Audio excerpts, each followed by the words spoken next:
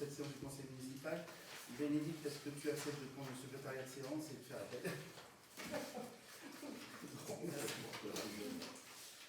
Alors, M. Sarko-Travier. Présent. Mme Fournel. Présent. M.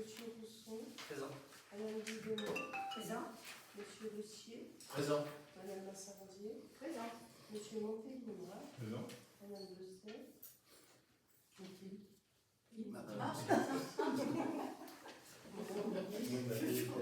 Romain, il est absent. Peut-être qu'il va venir, non? Vous n'avez pas une... Mme Bachelard. Présent. M. Mounier. Présent. Mme Arnaud. Présent. M. Placide. Mme Rancon. Présent. M. Bruyère. Présent. M. Giroux. Présent. Mme Rousson. Présent. M. Rechatin. Présent. Madame Lyonnais. M. Bouly. Attends. J'ai pas entendu. Présent. Parce qu'on ne voit pas, donc c'est compliqué. Monsieur Bouly, procuration à Madame Lyonnais. Monsieur Ray Procuration. et Monsieur Rocher. Présent. Merci Bénédicte. Et concernant le compte rendu du précédent conseil municipal, est-ce que vous avez des observations?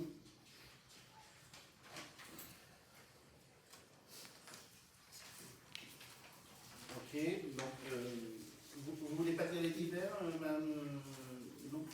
Enfin, Pardon? les divers que vous m'avez envoyés, Oui, vous voulez les dire là, non ou pas?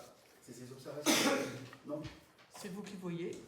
Soit vous nous les citez maintenant, soit vous attendez à la fin. Ah non, pour moi c'est pour le précédent conseil municipal, donc c'est maintenant que ça se fait.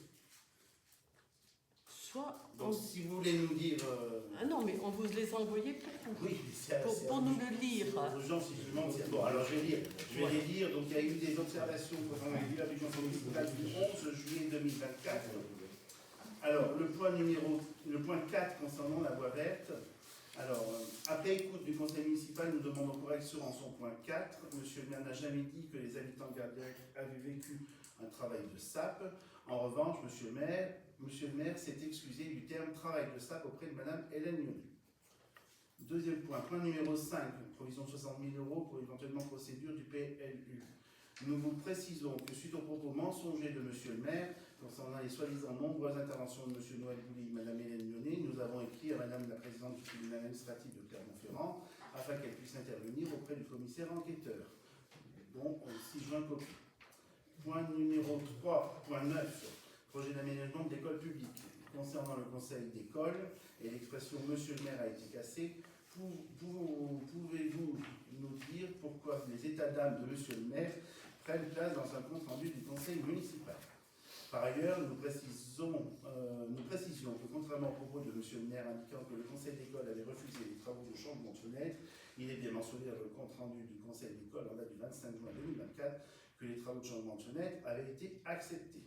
Et ensuite, nous avions réclamé le bilan énergétique de l'école publique que nous n'avons toujours pas reçu. Nous vous avisons que nous allons saisir la CADA en ce sens.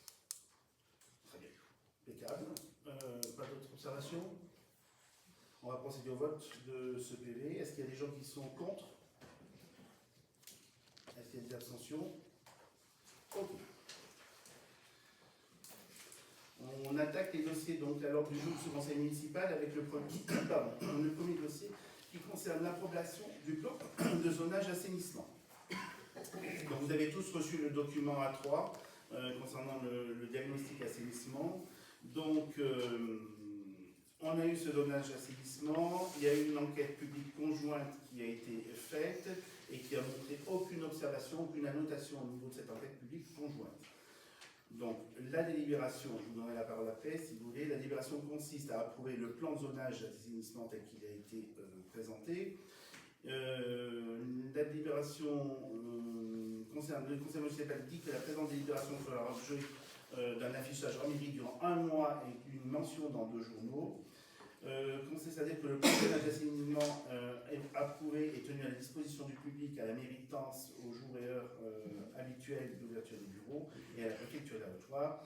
Et enfin, présente la délibération sera rendue exécutoire après l'accomplissement des mesures de publicité. Est-ce que vous avez des questions concernant le plan de zonage assainissement? Pas de questions? Donc nous allons passer au vote. Est-ce qu'il y a des personnes qui sont contre l'approbation de ce plan de zonage assainissement? Est-ce qu'il y a des abstentions? Merci.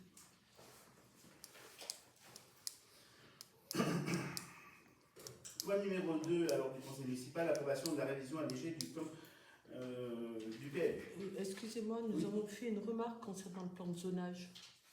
Oui, très juste, pardon, excusez-moi. Oui, il y a une remarque, pardon, excusez-moi, il y a une remarque de la minorité. Alors, il nous a été rapporté par les habitants que les travaux ponctuels d'assainissement ne respectent pas les directives de séparation des eaux pluviales et eaux usées. Y a-t-il des instructions en ce sens et dans le cas contraire, y a-t-il eu des contrôles effectués? Alors, on en a parlé. Franchement, il faut que vous nous informiez un peu plus que ça parce que honnêtement, on ne voit pas où et on ne voit pas ce que ça concerne. Oui, franchement, oui. Donc, si vous voulez nous en parler... Il n'y a aucun problème, hein. Dites-nous où c'est et on ira voir. Je sais qu'il y a des endroits un peu techniques où c'est difficile, je crois. Voilà. Oui, mais on a toujours séparé. Mais oui, je vois Ça, c'est pas. le but. Donc, si vous avez des informations, on est preneur par rapport à ça. Au moins sur le lieu, quoi. Mmh. Et alors Non, mais il nous faut plus d'informations, hein, c'est tout. L'endroit, D'accord, moi, oui, l'endroit, oui. on ne va pas savoir qui vous l'a dit, mais l'endroit, quoi, parce que... On vous fera parvenir. Pardon? On vous fera parvenir. Oui, oui, oui. Je ne veux pas le dire ici, Oui, oui. parce que tout de suite ça va trotter dans les têtes et voilà. Non, mais on est preneur par rapport à ça. Ouais, pas de ouais. souci. Ok, alors on passe à la délibération numéro 2, approbation de la révision allégée du PLU. Donc, je vais retranscrire déjà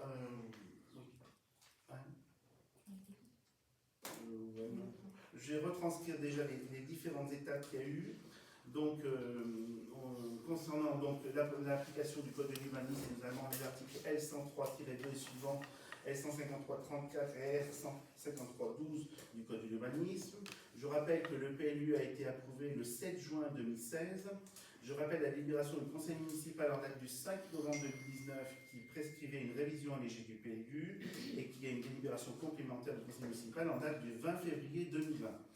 Je rappelle aussi la délibération du conseil municipal du 9 juin 2023 qui a tiré le bilan de la concertation et qui a arrêté le projet de révision sur format léger numéro 1 du PLU. Je rappelle le compte rendu de la réunion d'examen conjoint en date du 21 septembre 2023. Je rappelle les avis des personnes publiques associées et consultées. Et je rappelle l'arrêté du maire en date du 21 septembre 2023 qui prescrit l'enquête publique et la révision sur le format léger du PLU. Et enfin, le dernier point, je rappelle le rapport et les conclusions du commissaire enquêteur. Voilà, c'était déjà pour rappeler la procédure telle qu'elle est. On est à la phase finale de la révision allégée de ce PLU, à savoir l'approbation définitive au niveau du conseil municipal. Par rapport à cette révision allégée du PLU, je rappelle que les motifs de cette procédure visent uniquement un projet économique qui a pour objet le renforcement et l'extension de la zone d'activité du FIU. Pour cela, donc, il a été nécessaire de modifier plusieurs pièces de notre PLU, à savoir 3 pièces seront modifiées, le plan de zonage, le règlement et les orientations d'aménagement et de programmation, ce qu'on appelle les OAP. Le plan de zonage qui va permettre de classer du secteur du projet en zone AUI, A urbanisé industriel. L'OAP qui va permettre, on va définir une nouvelle OAP visant à garantir un traitement quantitatif et qualitatif du projet d'aménagement et d'un espace d'activité. Et le règlement qui va créer un nouveau règlement pour cette zone AUI. Je rappelle que le conseil municipal, dans une délibération du 9 juin 2023, a tiré donc le bilan de la concertation et le projet de révision allégée a été arrêté. Maintenant, concernant le résumé des consultations qui ont été réalisées. Tout d'abord, le projet et notamment l'évaluation environnementale a été transmise pour avis à l'autorité environnementale qui disposait d'un délai de 3 mois pour rendre son avis. En date du 12 septembre 2023, elle a rendu son avis assorti de recommandations concernant les points suivants. Premier point. L'articulation du projet de révision allégée avec les documents supérieurs n'est pas traitée de manière conclusive et ne conforte pas les dispositions du projet avec les règles de ces derniers. Deuxième point, aucun relevé pédologique n'a été réalisé pour déterminer la présence ou l'absence de zones humides susceptibles d'être impactées par la révision allégée du PLU dans le secteur du FIU. Par ailleurs, troisième point, le dossier ne comporte pas d'inventaire des espèces faunistiques potentiellement présentes sur l'emprise du projet. Quatrième point, l'adéquation entre la ressource en eau potable et la capacité de traitement des eaux usées de la collectivité vis-à-vis du projet de révision allégée n'est pas démontrée dans le rapport environnemental. Cinquième point, l'état initial ne traite pas suffisamment les enjeux liés au paysage ou aux nuisances sonores. Sixième point, le dispositif de suivi est à compléter par la définition de fréquences intermédiaires et la définition d'une trajectoire attendue. Septième point, les mesures paysagères prévues pourraient être intégrées au règlement graphique de façon à s'assurer de leur prise en compte effective vis-à-vis des nuisances visuelles potentielles. Enfin, huitième point, le dossier ne justifie pas suffisamment que les mesures envisagées contre les nuisances sonores seront compatibles avec la zone pavillonnaire UC située directement en bordure de la future zone AUI. Ça, donc, c'est le compte-rendu de l'autorité environnementale sur lequel on a travaillé après. Deuxième point, au titre de l'article L153-34 du Code de l'urbanisme, une réunion d'examen conjoint avec les personnes publiques associées a été organisée en mairie le 21 septembre 2023. La CDPNAF, qui était excusée, a émis un avis favorable. Le PETR en charge du spot de la Jeune Noire, excusé aussi, a émis un avis favorable. La Chambre de commerce et d'industrie, excusée, a émis un avis favorable. La direction des territoires indique que la caractérisation des zones humides via des sondages pédologiques constitue un point qui va suivre le dossier jusqu'à sa concrétisation. Elle attire l'attention sur la contradiction potentielle entre les dispositions du règlement et les OAP concernant les hauteurs.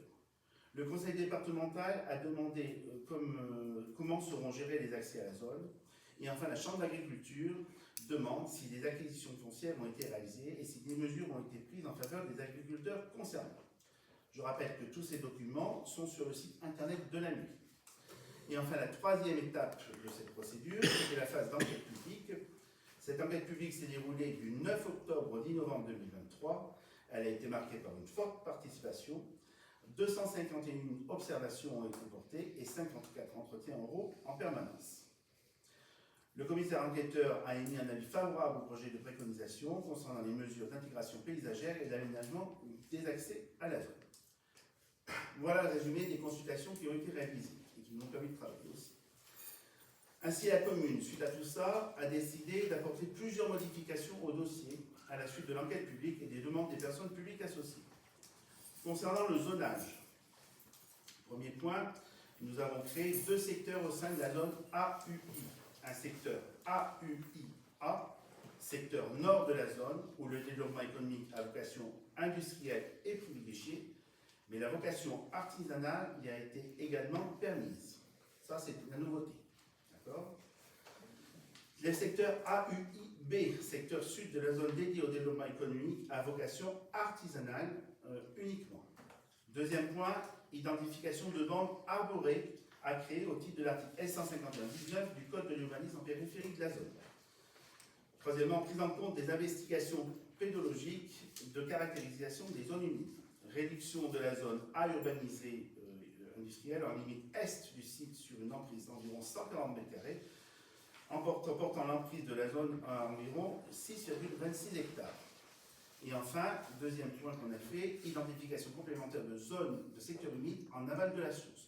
On va tout voir sur une carte. Les modifications relatives au règlement. Donc, création de 2 secteurs au sein de la zone AUI, précision dans le chapeau du règlement de la zone AUI et introduction à l'article 1 de l'interdiction des industries dans le secteur AUIB. Deuxième point, précision apportée aux conditions d'implantation des constructions par rapport aux limites séparatives en limite de la zone AUI, article 7 du règlement. Distinction entre la limite avec une zone A et celle de la zone UC constructible.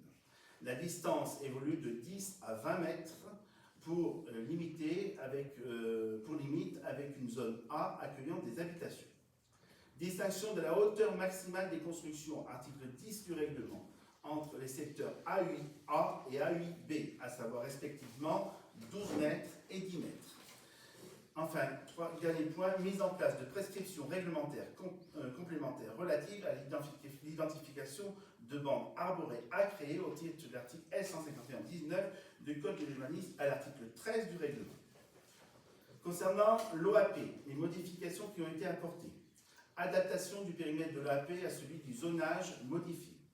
En matière de composition fonctionnelle, distinction des vocations entre les secteurs AUI A et AUI B, précision sur la limitation des nuisances sonores par des activités concernant les périodes nocturnes.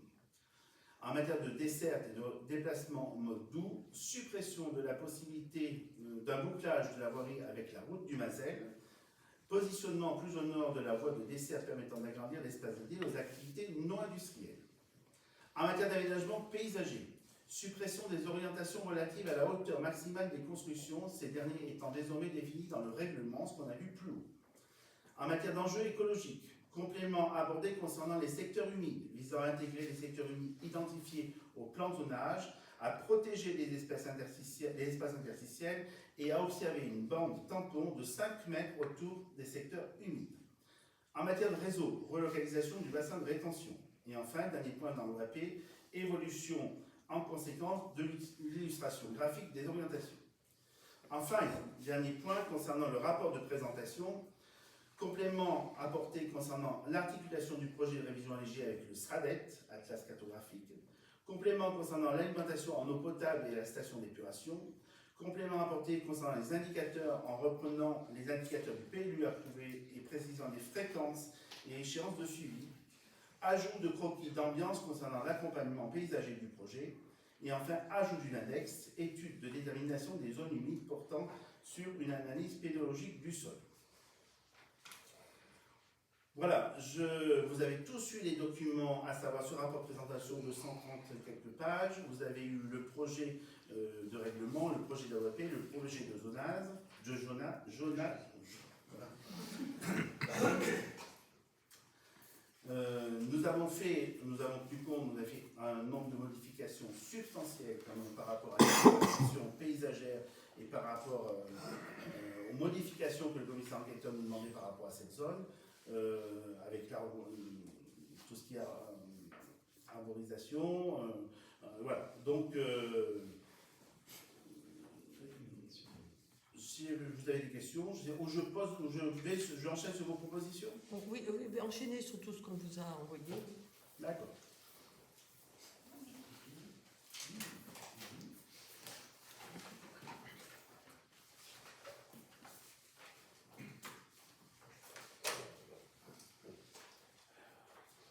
Alors, un certain nombre de questions qui ont été posées.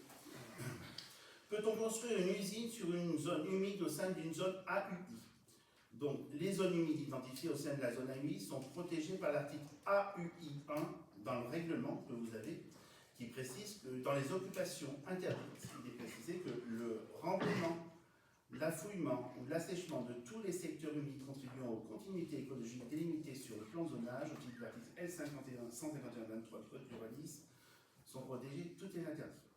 Donc, c'est dans le règlement. Ainsi, il n'est pas possible de construire une usine sur une zone humide qui est identifiée sur le plan de zonage. On vous montrera avec un projet d'aménagement, les modifications qu'on a pu faire. Deuxième question. Pouvez-vous nous faire parvenir le porter à connaissance des services compétents de l'État et des parties intéressées interrogées dans le cadre de la procédure telle que le SCOT, la CDP-NAF, de la nouvelle délimitation des zones humides suite au rendu d'études pédologiques? Les avis des personnes publiques associées figurent dans le dossier d'enquête publique au sein du compte-rendu de la réunion d'examen conjoint, c'est sur site internet. Les personnes publiques associées n'ont pas été reconsultées suite à l'étude pédologique des zones humides, à l'exception des services de l'État, la DDT et la police de l'eau, qui ont émis des remarques et des demandes complémentaires. Ces dernières remarques et demandes ont été prises en compte dans le cadre d'investigations complémentaires. On a fait des sondages supplémentaires, je crois que c'est 4 sondages, il me semble, supplémentaires. Le résultat final de l'étude pédologique est intégré en annexe du rapport de présentation. Dans l'annexe du rapport de 130 pages, vous avez la totalité de l'étude pédologique, inclus des 4 sondages supplémentaires. Ce résultat a été pris intégralement en compte dans l'évolution des pièces réglementaires du PLU.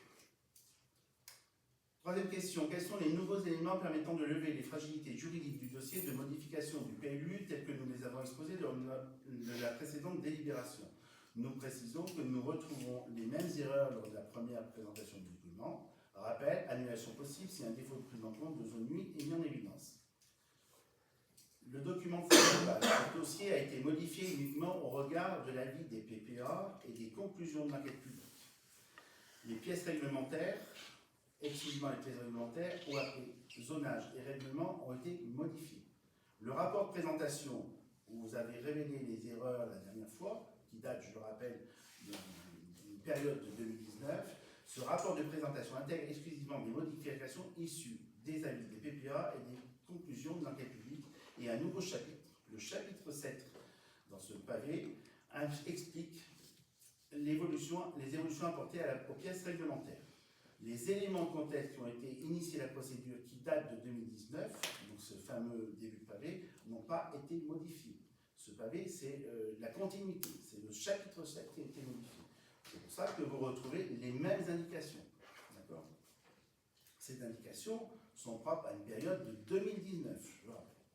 Autre question, confirmez-vous qu'un silo, une cheminée, une superstructure de stockage peuvent être érigés au-delà des hauteurs limites fixées dans l'OAP et le règlement de zone? Si oui, pouvez-vous nous justifier cette autorisation au regard des nuisances et des impacts environnementaux et paysagers?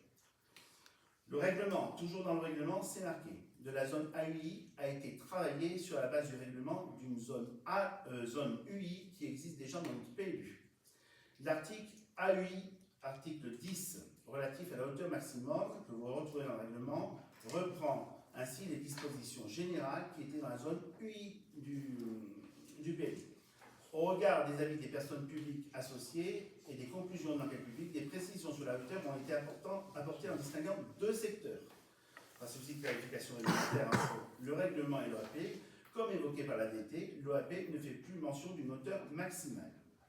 Les dispositions générales de l'article 10 du règlement AUI indiquent que la hauteur des constructions est mesurée à partir du sol existant avant tous travaux, effouillement et exhaussement jusqu'à l'égout des constructions, ouvrages techniques, cheminées et autres superstructures exclues.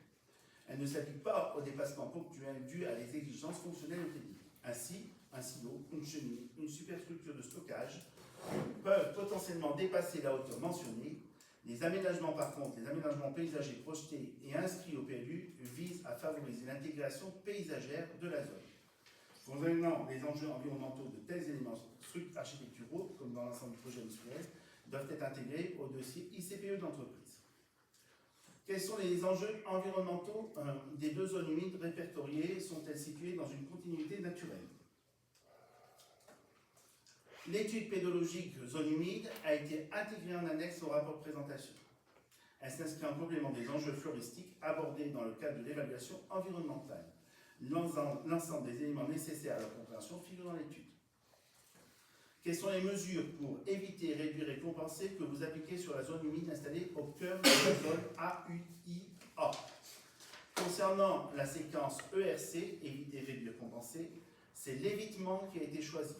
La zone humide installée au cœur de la zone bénéficie d'une mesure d'évitement via une identification au plan de zonage, inclus dans le plan de zonage, et une traduction au règlement à l'article AUI 1, occupation interdite.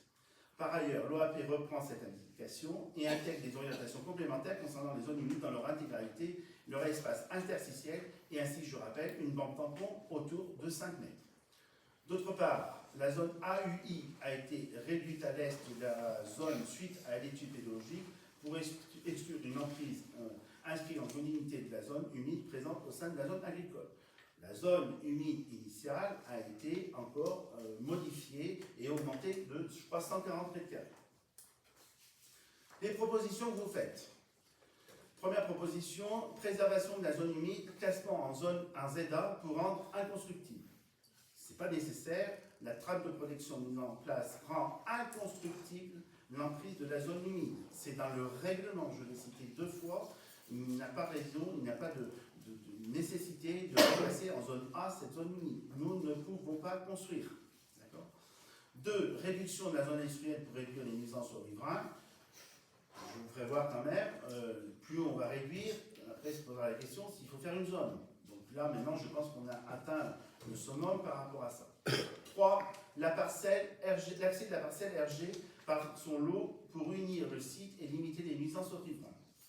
Il s'agit d'aménager une zone d'activité dont la desserte est assurée via un accès sécurisé depuis la route du Fieu. Il n'apparaît donc pas souhaitable de créer un accès supplémentaire qui en outre viendrait créer un nouveau point d'intersection avec la voie ferrée. Quatrième proposition, interdire toute édification de la 10 mètres, y compris les cheminées, silos et superstructures. J'ai répondu déjà par rapport à la hauteur. Cinquième point, mise en place d'une haie périphérique et masque végétaux inscrits dans le règlement LOAP. Ces points figurent déjà dans l'OAP et donc sont applicables et ont été rajoutés au journal et traduits dans le règlement. C'est l'article AUI 13. Sixième point, favoriser l'épanage, les bâtiments à écran au bruit, les masques acoustiques, les obligations de disposition constructive en cas de dépassement des seuils pour l'habitat riverain. On rappelle que ces points relèvent de la réglementation nationale en vigueur au moment du dépôt du permis de construire. Voilà, on va vous projeter. Pardon, je peux peut-être finir si... Oui, mais je veux juste, pour qu'on soit bien d'accord là-dessus, sur les superstructures et les cheminées, ils peuvent faire ce qu'ils veulent. Ça a été dit. La hauteur limite n'est pas ni 10 mètres ni 12 mètres. S'ils veulent monter plus haut, ils peuvent monter plus haut. Par contre, il y a une intégration paysagère obligatoire. Je l'ai dit, je le répète si tu veux, ainsi le au-dessus. Non, mais c'est pour ça, c'est pour bien alerter qu'il peut y avoir un mur, mais béton. Alors, attention, des aménagements paysagers sont obligatoires. Oui. Voilà. Après, un mur. Quand vous avez 12 mètres. 20 mètres, je rappelle que. Vous avez vu à Rocoul ce que ça ressemble, un petit peu ce qu'ils ont fait, c'est joli. On va projeter la carte de projet. C'est encore un projet, je tiens à le dire, c'est important.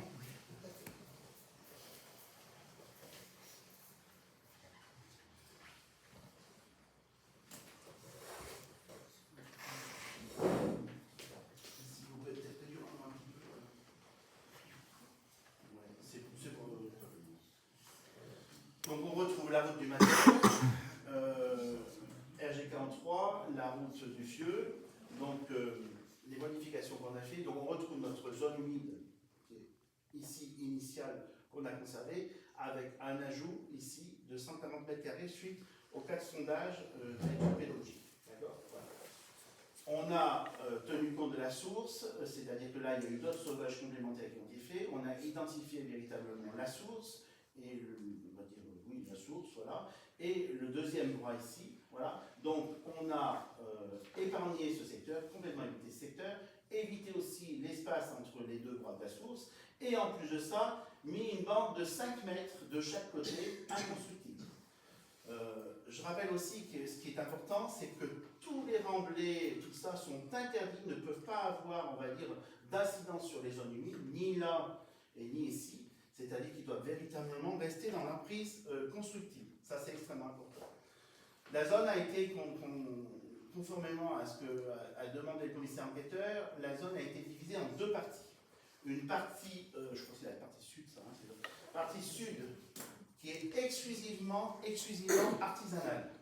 Exclusivement artisanale, avec là, on a le chemin des pâturages, et la zone est en contrebas, avec 2 niveaux, un plateau sur ce niveau et un plateau plus bas sur ce niveau. D'accord.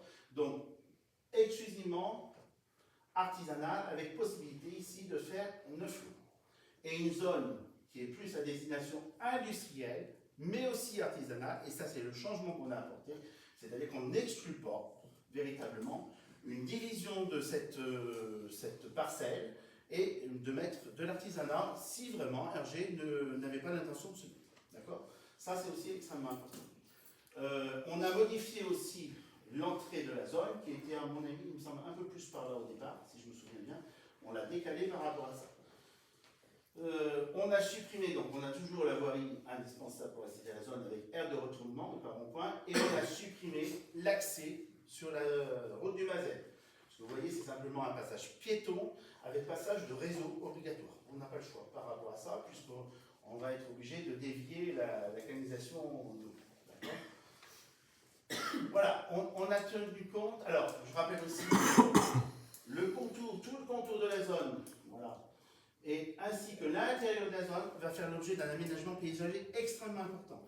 Vous verrez les contraintes, vous avez certainement lu les contraintes dans le règlement. C'est un certain nombre d'arbres, c'est 3 espèces au minimum, c'est une espèce qui ne représente pas plus de 50%. Il y a des contraintes qui sont extrêmement importantes au niveau paysager. Et c'est très bien comme ça. L'objectif est que cette zone soit le plus possible intégrée dans le paysage. Je crois que j'ai tout dit. Je rappelle simplement que ça c'est un projet. Je rappelle qu'ici on est dans la révision du PLU, faire transformer ce terrain qui devient AUI, et que ce projet d'aménagement c'est un projet qui est à la communauté de communes. D'accord ? Si vous avez des questions, je suis ouvert. Quel intérêt de faire un passage piéton sur la route du Basel? Le passage piéton, Une ouverture piétonne là. ça là, Oui. de toute manière, on n'aura pas le choix en termes de. Alors, c'est en termes de hauteur, mais on a les réseaux qui vont passer là, puisqu'on a la conduite d'eau, si je me rappelle bien, qui traverse le terrain. D'accord ? Donc, on est obligé de la passer par la voirie. D'accord ? Donc, on est obligé de faire un passage là. Ça, on n'a pas le choix. Mais il n'y a pas de passage véhicule. Je le répète bien, il n'y a pas de passage véhicule. On a supprimé, c'est marqué d'ailleurs sur l'OAP et dans tous les reliefs.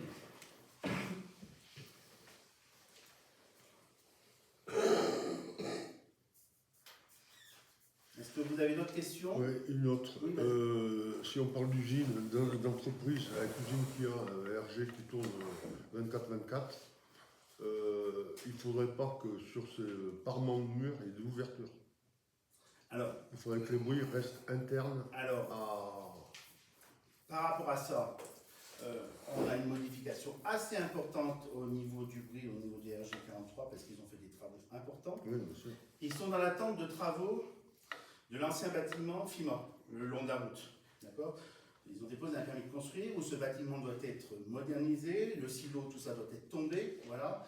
Et ils doivent isoler phoniquement, isoler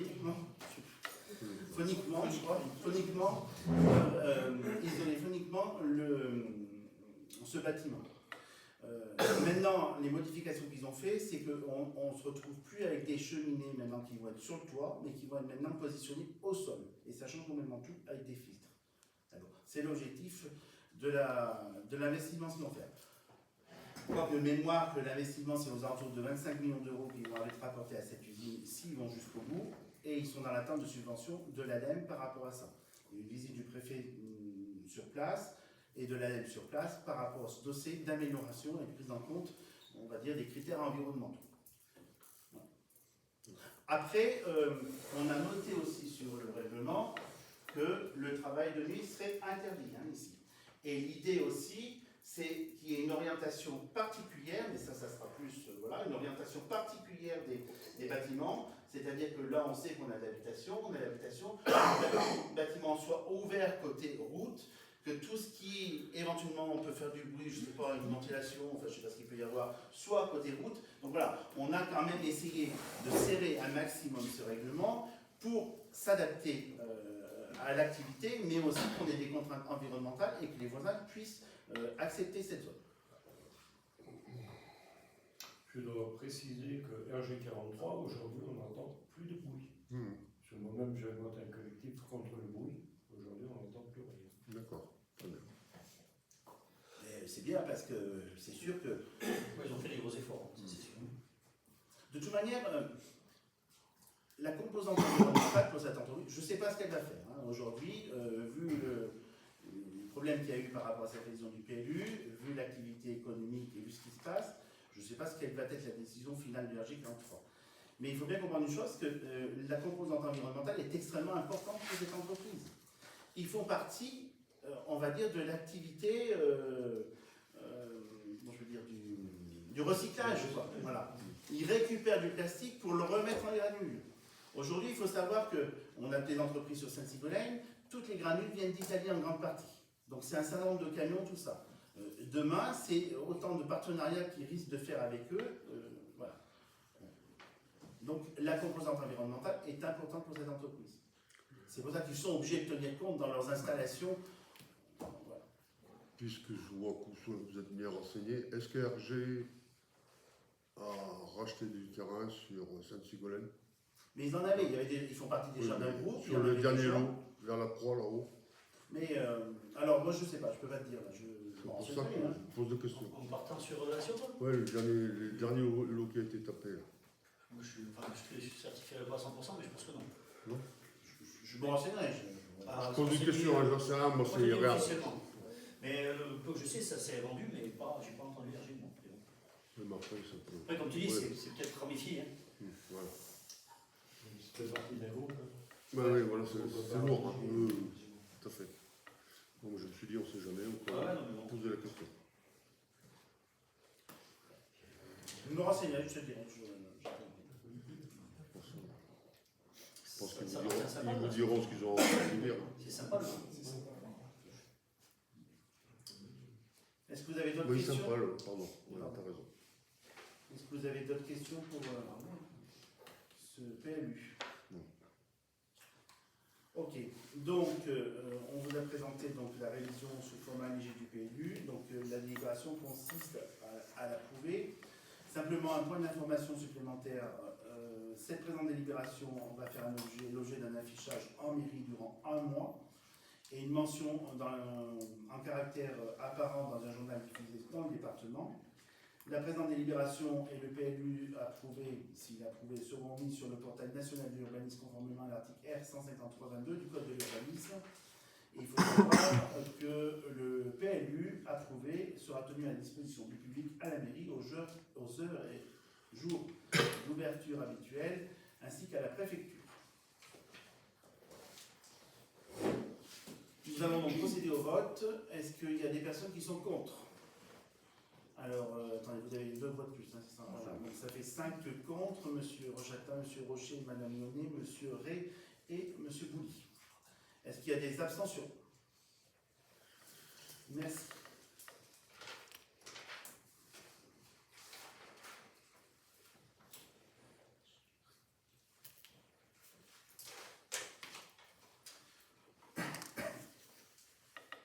On va passer à la délibération numéro 3 qui concerne le loyer de la gendarmerie où on doit procéder à un avenant.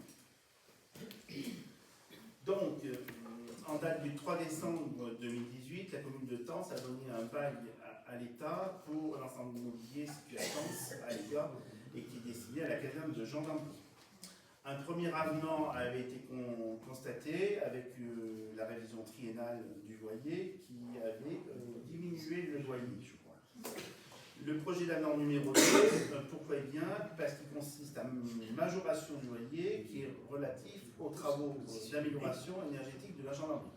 Alors ces travaux d'amélioration énergétique, c'est l'amélioration énergétique, c'est la mise en place de LED, c'est la mise en place d'une alarme, et j'ai oublié... L'isolation. Oui, énergétique, et les chaudières. D'accord. Changement des chaudières. Donc maintenant, notre loyer, donc vous avez eu le projet de bail. Ce loyer initial était 73 900 €, il avait été diminué à 58 950 €. Et là, avec les travaux, on va le porter à, je ne trouve plus le montant, je ne le vois plus. Vous le voyez où? Enfin, ça fait 6. Je suis perdu. 65 725,25, soit un gain de 6 775,25 € par an. Est-ce que vous avez des observations? Alors, la délibération consiste à prendre acte de ce projet d'avenant numéro 2, consiste à approuver ce projet d'avenant numéro 2 et consiste aussi à autoriser le maire à signer ce projet d'avenant numéro 2 avec le directeur départemental des finances publiques. Est-ce que vous avez des questions?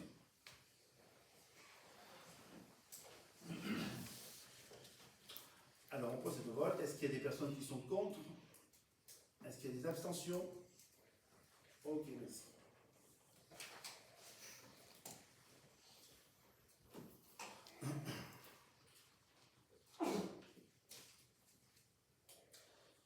Prochaine délibération, rétrocession de concession au cimetière communal.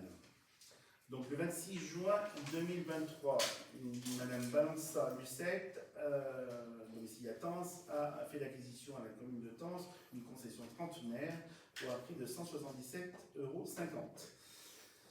Cette concession n'est pas utilisée, évite de toute sépulture, et Madame Balança veut nous préciser cette concession.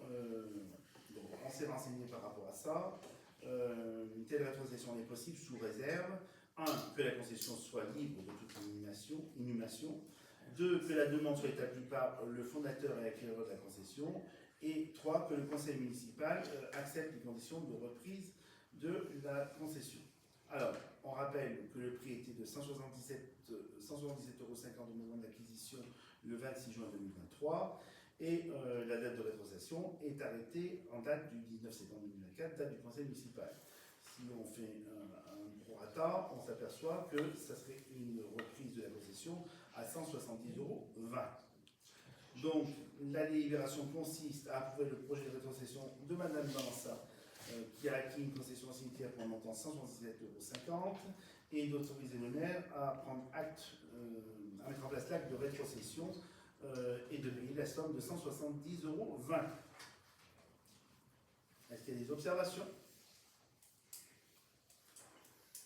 Alors, qui est contre? Abstention? Ok. Et enfin, dernière délibération qui consiste à la signature d'une convention avec le syndicat des eaux de la région de Tence sur les travaux rue d'Annonay. Donc ces travaux font partie des travaux prioritaires qui concernent le réseau d'assainissement et de requalification de la rue d'Annonay, comprennent notamment des réseaux d'eau potable. Donc, je rappelle que la commune est maître d'ouvrage du programme et a conclu avec une entreprise qui a été retenue pour marché unique.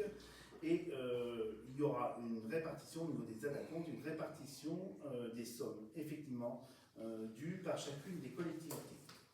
Donc, on propose la convention. Cette convention a pour objectif de fixer des règles de répartition des coûts qui restent à la charge du syndicat des eaux de la région de Tence. La délibération, donc vous avez eu la délibération, la convention, c'est un montant de une estimation de 89 208,27 € pour le syndicat des eaux de Tence, pour une totalité des travaux de 359 334,10 € hors taxes.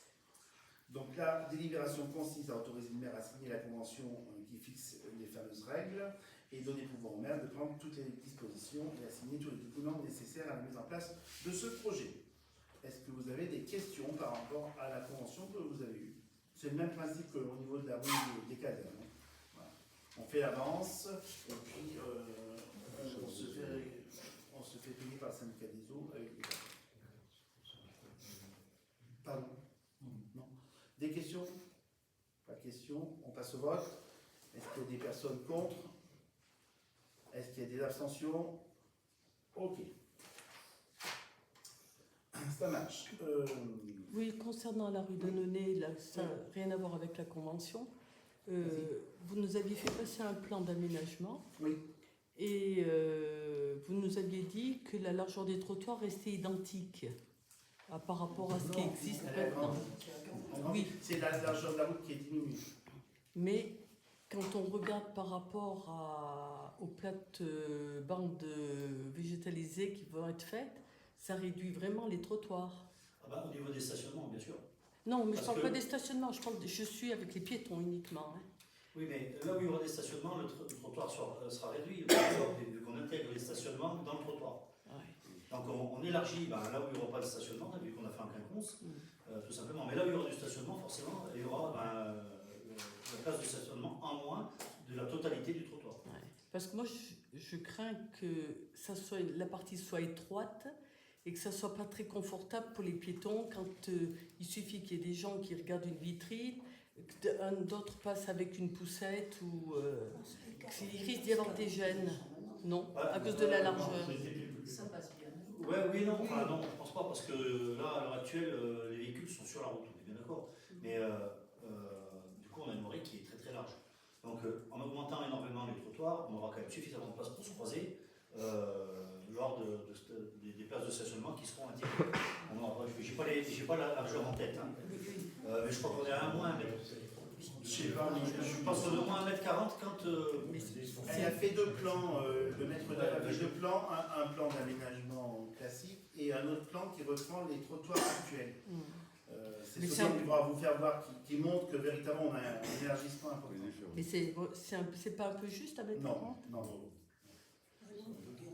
Non, non, Non, mais ouais. c'est dommage qu'on n'ait pas préparé cette question parce que je voudrais amener les cotes et c'est vrai que non, je pense que là, Non, voilà, oui. à part si vraiment on a deux poussettes avec des jumeaux qui se croisent. Non mais bon, c'est pas arrivé. Mais bon, je pense pas bien que. Après, s'il y a un attroupement de personnes à ce moment-là, c'est vrai qu'à un moment donné, ça risque de bloquer, mais quand même. On a refait travailler la maîtrise d'œuvre par rapport à ce projet, par rapport aux places de stationnement, puisque au niveau des commerçants, ils se plaignaient qu'on avait quelques places de stationnement. On a pu récupérer 4 autres places de stationnement. Mais ça, on vous donnera tout au moment où on délibérera sur l'aménagement de surface et on vous mettra ces plans avec les limites actuelles, parce que c'est ça qui est intéressant, c'est de voir l'agrandissement que ça va Ouais. avoir. On vous mettra tous ces documents au moment de la délibération.